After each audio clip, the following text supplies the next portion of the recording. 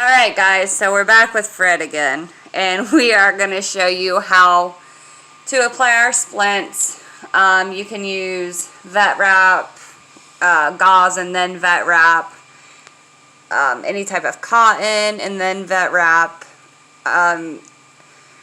Generally, I mean, in the past we have used gauze and then applied the splint. The gauze is just for cushion.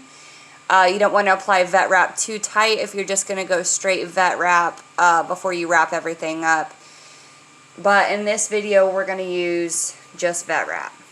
So we're also going to show you what size splint Fred needs just by a 5-pack. Alrighty, so pretty much what we'll do. Obviously, we ain't going to be in our smallest little size here. His foot's way too big for that.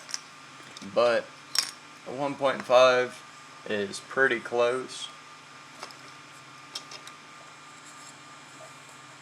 But I think the 2-inch will get all the way out to his toes, which it's perfectly fine if the toes hang off a little bit. And if he's a duck, try to keep it on these pads right here, all of his toes, and it's ideal to always try to keep their foot at 90 degrees. And you definitely don't have to have all of the leg or all of the foot completely like spread out. So usually, you know, ducks have a webbed foot that would be out, and as for Fred, his foot is just a little, it's already together pretty much. So you can put them together, but you don't want the toes to be overlapped. Yeah. And what we'll do first whenever we put the splint on is wrap the leg. You want to protect it from the plastic, pretty much adding a sock. And today we'll use vet wrap. One thing to keep in mind using vet wrap though, it's elasticy.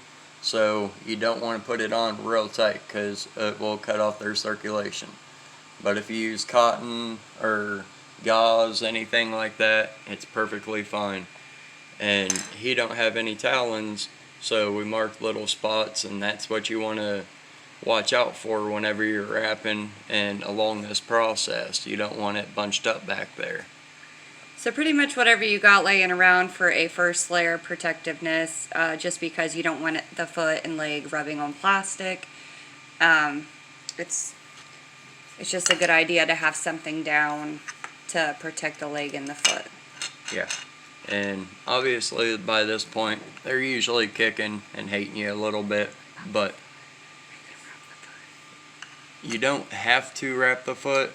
And we suggest to add something in there, but it's not necessarily a have to.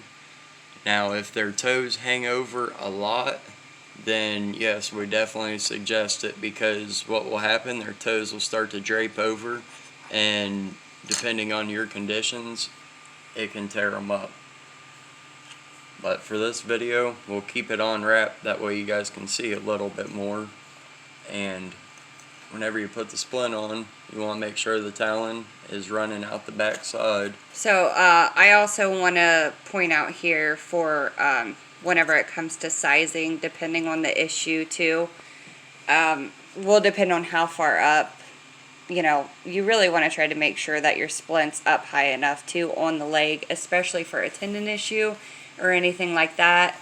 The pictures on our listings are to help you size correctly. That way you know that you're buying the right size splint, and that is very, very important, especially whenever they have a slip tendon. Yes.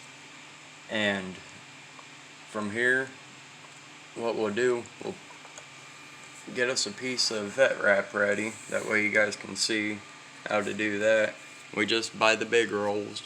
They're about $3 from Tractor Supply. And I pull off a good little bit of it, about 10 inches or so. Cut it with regular scissors.